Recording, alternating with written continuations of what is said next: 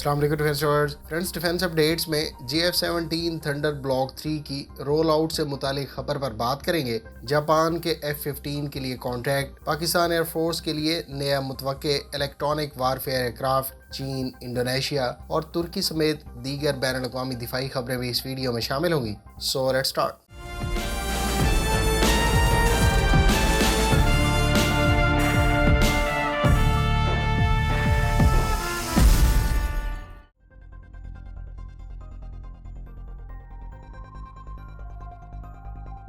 इतलात के मुताबिक GF-17 thunder block 3 के इब्तदाई 8 तैयारे आज पाकिस्तान एरोनॉटिकल कॉम्प्लेक्स कामरा से रोल आउट कर दिए गए हैं। इसके बाद मेरे ख्याल से इन तैयारों को FTC यानी फ्लाइट टेस्ट सेंटर टेस्ट करेगा और फिर ये पाक फिजाइया के हवाले किए जाएंगे। अलबत्ता कुछ सोर्सेज का दावा है कि आज 5 तैयारे रोल आउट किए गए हैं और ये पाक फिजाइया के हवाले भी कर दिए गए हैं। बहरहाल दोनों सूरतों में इब्तदाई तौर पर थंडर ब्लॉक 3 का पहला स्क्वाड्रन मार्च 2022 में रेज कर दिया जाएगा, लेकिन इस स्क्वाड्रन में रिमेनिंग तैयारे साथ साथ शामिल होते जाएंगे। अब तक की इतलात के मुताबिक इस रोल आउट तकरीब में मीडिया नुमाइंदों को इनवाइट नहीं किया गया, तभी इस रोल आउट तकरीब की कोई तस्वीर या वीडियो फुटेज देखने को नहीं मिली।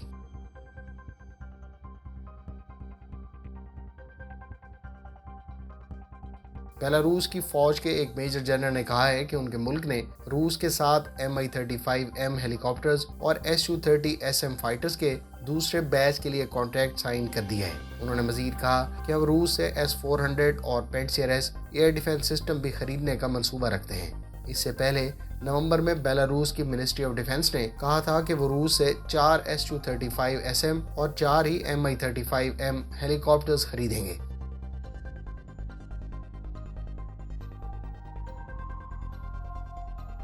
तुर्की के T-129 अटैक हेलीकॉप्टर पर रेडार जैमिंग पार्ट देखने को मिली है। ये पार्ट दरअसल T-129B यानी अटक फेज 2 पर नस्ब करके टेस्ट की गई है। कल ये हेलीकॉप्टर तुर्क आर्म फोर्सेस के हवाले कर दिया जाएगा। इस पार्ट की तैयारी और इस हेलीकॉप्टर पर इंटीग्रेशन से T-129 अटैक हेलीकॉप्टर को इलेक्ट्रॉनिक डिफेंस सलाहियत हासिल हो गई है। वाज़ेह है कि ब्लॉक 1 के तमाम हेलीकॉप्टर्स को ब्लॉक 2 स्टैंडर्ड पर अपग्रेड किया जा रहा है।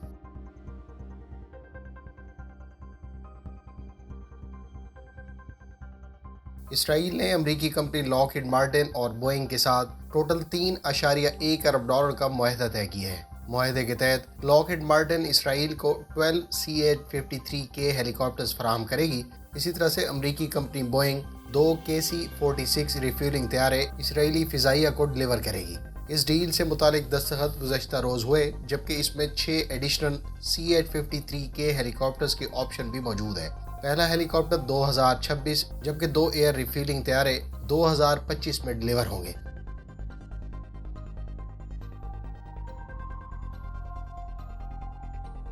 तुर्की का मकामी सतह पर तैयार करदा वुराल रेडार इलेक्ट्रॉनिक वारफेयर सिस्टम तुर्क आर्म फोर्सेस के हवाले कर दिया गया है। इस ऑफेंसिव इलेक्ट्रॉनिक वारफेयर सिस्टम के बारे में इतलात है कि इसको इससे पहले कामयाबी से शाम में टेस्ट किया जा चुका है। ये इलेक्ट्रॉनिक वारफेयर सिस्टम रेडार्स के खिलाफ कारआमद है। इस सिस्टम को एसलसान ने तैयार किया है और इसको कोराल इलेक्ट्रॉनिक वारफेयर सिस्टम से हासिल होने वाले तजर्बात की रोशनी में डेवलप किया गया है।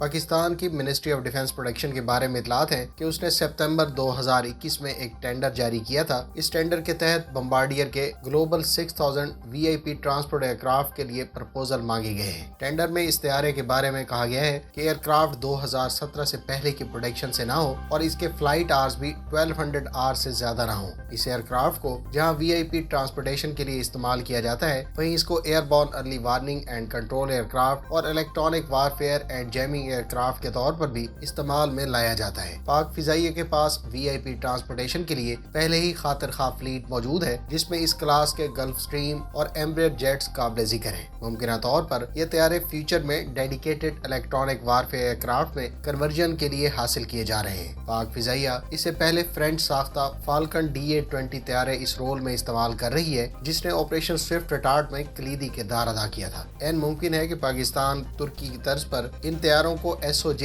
یعنی اسٹینڈ آف جیمر کے طور پر کنورٹ کر کے استعمال کرے. تاہم اگر ایسا ہی ہوتا ہے تو میرے خیال سے یہ طیارے اور ممکنہ EW کنورژن فالکن DA-20 کی ریپلیسمنٹ نہیں بلکہ ایڈیشن کے طور پر فلیٹ میں انڈکٹ کیے جائیں گے. اگر آپ الیکٹرانک وارفیئر کی ٹائپس اور اس کے بارے میں مزید تفصیلات جاننا چاہتے ہیں تو ڈیٹیل ویڈیو کا لنک ڈسکرپشن میں موجود ہے.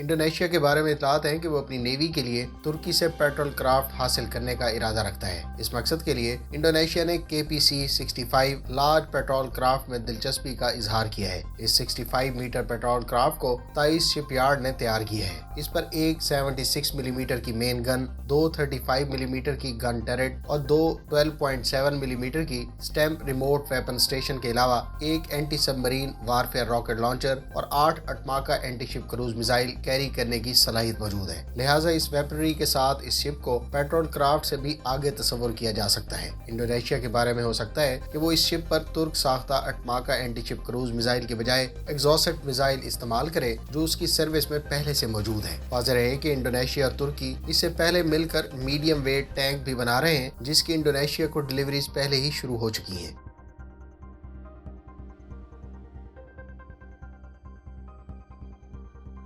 پاکستان نیوی فلیٹ کی سالانہ ایفیشنسی کمپٹیشن پریڈ کا انعقاد Pakistan navy dockyard Karachi میں کیا گیا. Chief of the naval staff admiral Muhammad Amjad Khan Niazi اس تقریب کے مہمان خصوصی تھے. نیول چیف کی آمد پر commander Pakistan fleet vice admiral Awais Ahmed Bilgrami نے مہمان خصوصی کا استقبال کیا اور پاکستان نیوی فلیٹ کے چاق و چوبند دستے نے ان کو گارڈ آف آنر پیش کیا.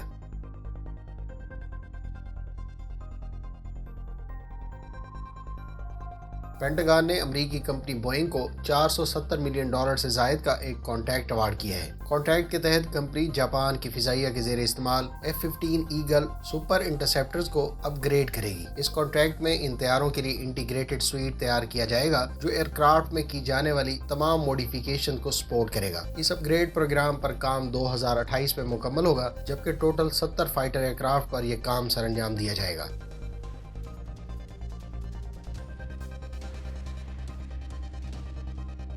چائنیز نیوی کی ایئر کرافٹ کیریئر گروپ نے ریئل کامبیٹ سینیریو میں اپنی ایکسرسائز مکمل کر لی ہے. یہ ڈرلز یلو سی، ایسٹ سی اور ویسٹ پیسیفک میں 21 دن تک جاری رہیں. ان کا مقصد کسی بھی فیوچر تھریٹ سے نمٹنا اور دوسرے ممالک کے قریب ریکانیسنس کرنے جیسے منورز شامل تھے.